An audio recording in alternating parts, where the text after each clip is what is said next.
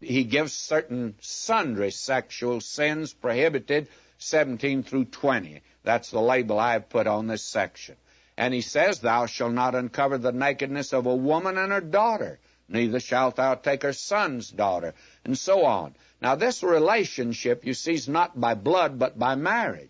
And because of the close relationship of the wife to a daughter or son, any marriage is forbidden.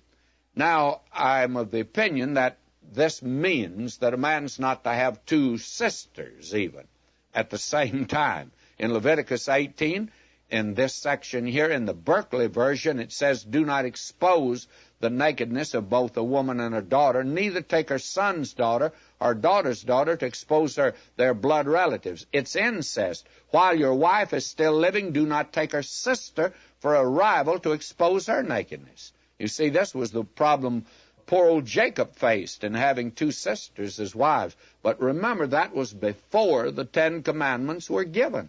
It wasn't until Moses' day that these were put down. And they've just come out of Egypt where all this was practiced. Then we're told in verse 19, thou shalt not approach unto a woman to uncover nakedness as long as she is put apart for uncleanness.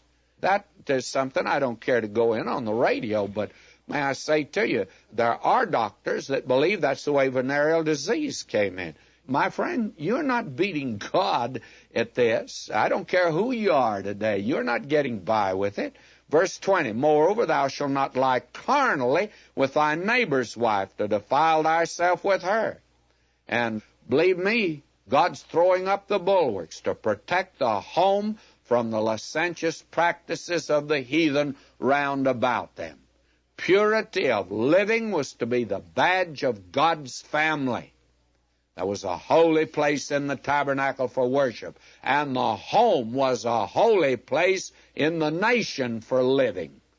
And believe me, there is a great deal in the New Testament on this. Read 1 Corinthians 7 in connection with this.